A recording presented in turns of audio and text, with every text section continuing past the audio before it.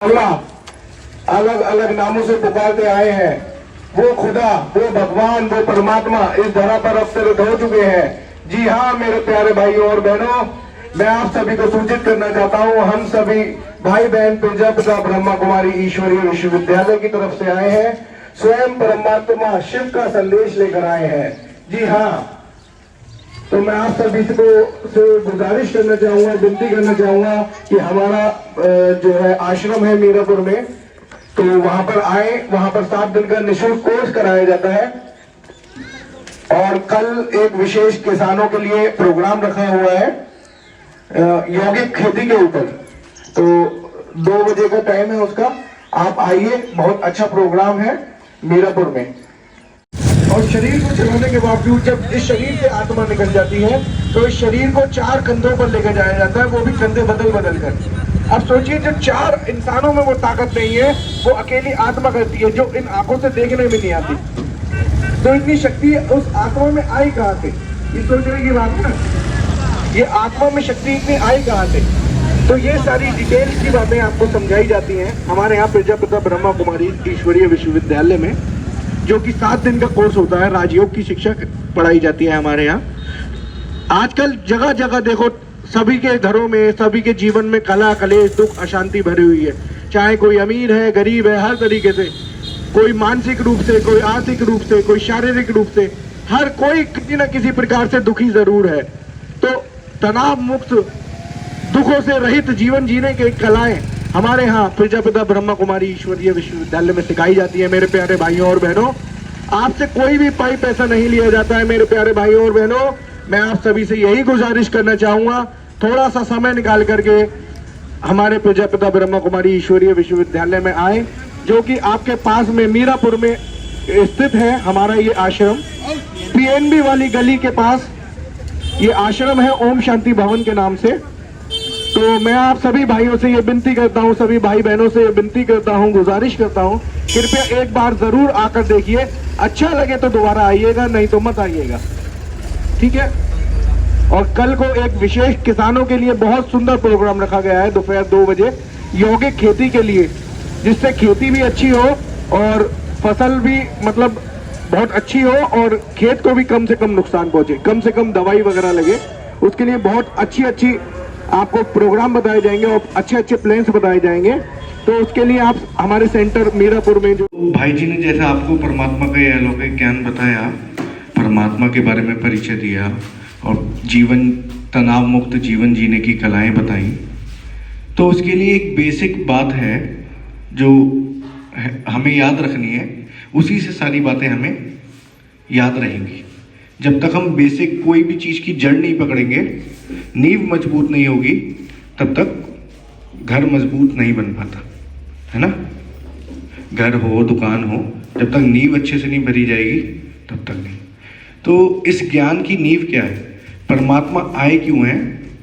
असल में हमें अपना परिचय देने के लिए और परमात्मा स्वयं अपना परिचय देने के लिए। हम वास्तव में भूल गए कि हम कौन हैं। अभी सभी से पूछो, किसी से भी, तो सबको ये तो पता है कि शरीर के अंदर आत्मा है, लेकिन कोई ये नहीं कहता कि मैं आत्मा हूं, है ना। कहता है यह बात? कोई नहीं कहता ना ये मैं आत्मा। अच्छा, कोई कह भी दे तो ये नहीं पता वो कहाँ रहती है आत्मा, क्या है। वास्तव में हम यही भूल गए, यही हमारे दुख अशांति का कारण है। जब हम अपनी जो चीज़ होती है, अपनी चीज़ों से दूसरे की चीज़ों में मोह ढूंढने लगते हैं, सुकून ढूंढने लगते हैं, शांति ढूंढने लगते हैं, तो जो अपनी चीज़ होगी उसमें ही तो शांति मिलेगी, उसमें ही तो सुकून मिलेगा। दूसरे की चीज़ में कभी मिल ही नहीं सकता, है ना, नहीं मिल सकता ना। तो वास्तव में हमें परमात्मा यही बताने आए कि वास्तव में आप एक आत्मा हो, परमपिता परमात्मा की संतान हो। जैसा कि भाई जी ने भी अभी आपको बताया, आत्मा कहाँ रहती है? इन दोनों आँखों के बीच में, इस यहाँ पर मस्तक के बीचों बीच। इसको बोलते हैं ब्रकुटी सिंहासन। क्या बोलते हैं? ब्रकुटी सिंहासन। अब सिंहासन बोला जाता है राजा के बैठने के स्थान को, है ना। राजा के बैठने के स्थान को बोला जाता है ना सिंहासन। तो वास्तव में हम आत्मा राजा हैं, बस हम कैसे राज्य करें और क्या राज्य करते थे वो भूल गए, है ना। राजा के बजाय हम गुलाम बन गए। किसके गुलाम बन गए? किसके गुलाम बने हम? कौन बताएगा? नहीं, आत्मा किसकी गुलाम बनी? इस शरीर की। इस शरीर की गुलाम बन गई ना। शरीर जो चाह रहा है वो करवा रहा है। कभी भी मन भूख लग जाती है, कभी कुछ कर रहे हैं, कभी कुछ कर रहे हैं, किसी से उल्टा सीधा बोल रहे हैं, फिर कहते हैं मेरे मुंह से निकल गई, मैं आपको दुख नहीं देना चाहता था। निकली तो अपने मुंह से ना है। कौन बोलता है? शक्ति कौन है? इस शरीर को चलाने वाली शक्ति कौन है? आत्मा है ना। आत्मा है ना इस शरीर को चलाने वाली शक्ति। देखिए कैसे है, इस चीज को आप समझो, है ना। ऐसा नहीं कि मैंने कुछ कहा आपको और आपने मान लिया, ऐसा कुछ नहीं है। आप बुद्धि से अपने समझो कि वास्तव में आत्मा क्या चीज है, कि जो ये मैं आपको बता रहा हूँ वो वास्तव में सही भी है या नहीं है ना। देखिए ये आत्मा है, जो ये चैतन्य शक्ति है, जो इन आंखों से देखने में नहीं आती, वो इतने बड़े शरीर को चला रही है नहीं। जब ये इस शरीर से आत्मा निकल जाती है तो इस शरीर को 4 जने लेके जाते हैं, कंधे बदल बदल कर। वो 4 जनों से ये शरीर नहीं पहुंचता है। तो इस एक छोटी सी आत्मा में, जो इस आंखों से देखने में नहीं आती, उसमें कितनी शक्ति है जो इतने बड़े शरीर को चला रही है। समझ रहे हैं आप? तो हम पराधीन हो गए, माना इस शरीर के वश हो गए।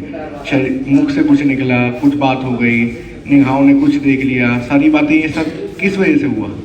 राजा की बजाय गुलाम बन गए। तो हमारी कहाँ बात चल रही थी, कौन बताएगा? राजा की बात कहाँ से निकली थी?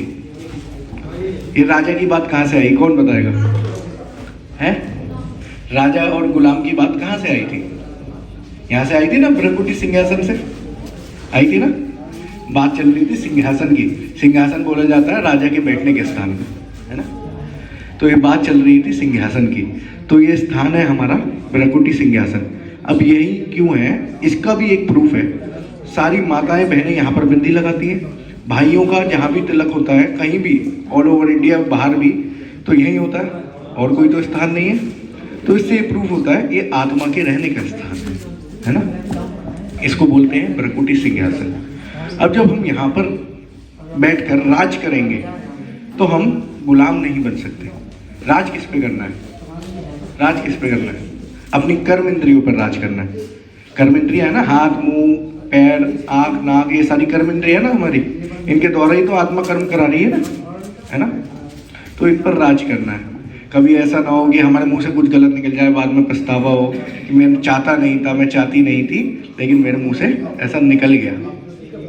खुद कुछ नहीं होता है, हमने चाहा ना, हमारा संकल्प चला, तभी तो हुआ ना ऐसा। तो ऐसा है, कभी खुद कुछ नहीं होता है। तो अब बात है आत्मा और इस शरीर की, है ना। बात आती है आत्मा है, फिर शरीर है ना। तो शरीर, जैसे अभी हम गाड़ी से आए, तो गाड़ी और भैया जी गाड़ी के चालक, दोनों का भोजन अलग अलग होता है ना। दोनों का भोजन अलग अलग होता है ना। गाड़ी को चाहिए, टायरों में हवा चाहिए, मोबिल चाहिए, पेट्रोल चाहिए, है ना। भाई जी अपना रोटी पानी जो भी अपना खाएंगे, वो थोड़ी ना खाएंगे, वो थोड़ी ना पिएंगे, है ना। तो इसी प्रकार से इस शरीर का भोजन अलग है। इस शरीर के भोजन का तो हमें ज्ञान है, जानकारी है कि इस शरीर का क्या भोजन है ना। खाते रहते हैं, सुबह दोपहर शाम खाते रहते हैं, लेकिन आत्मा का क्या भोजन है वो हम भूल गए। आत्मा का भोजन है, जैसे भाई जी ने आपको बताया भी, सुख, शांति, प्रेम, आनंद, शक्ति, पवित्रता, ये है आत्मा का भोजन, है ना। ये नहीं मिलता तो आत्मा दिन पे दिन मोबाइल को चार्ज नहीं करेंगे तो बैटरी कभी ना कभी तो 0% होगी ना। 100% चार्ज करेंगे कभी ना कभी तो होगी 0। एक दिन चलेगी, 2 दिन चलेगी, है ना। तो मैं समझ सकता हूँ कि आपको मेरी बात समझ में आ रही होगी। आ रही है सभी को मेरी बात समझ है?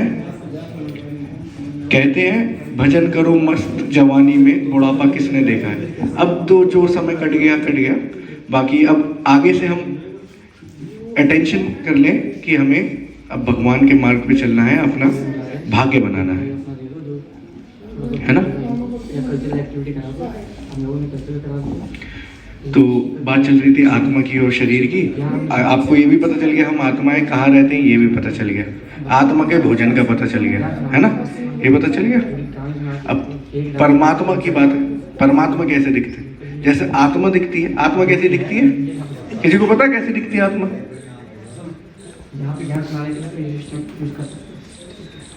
किसी को पता है? आत्मा दिखती है जैसे आसमान में चमकता हुआ सितारा। जैसे आसमान में चमकता हुआ सितारा होता है, इसी तरीके से बिल्कुल हमारी आत्मा है। तो इस शरीर के माँ बाप कैसे दिखते हैं? शरीर जैसे दिखते हैं ना, है ना?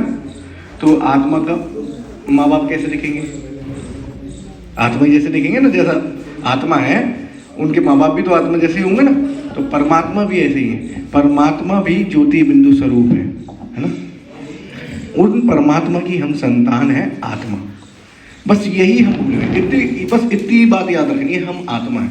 कोई हमसे कुछ बोलेगा, उल्टा बोलेगा, गुस्सा करेगा, नाराज होगा, किसी से झगड़ा, कभी कुछ होगा ही नहीं। कला कलेश दुख अशांति हमारे जीवन में रहेगी नहीं, अगर सिर्फ हम इतनी बात याद रखें कि हम एक आत्मा है। इन्हीं शब्दों के साथ मैं अपनी वाणी को विराम दूंगा। ओम शांति।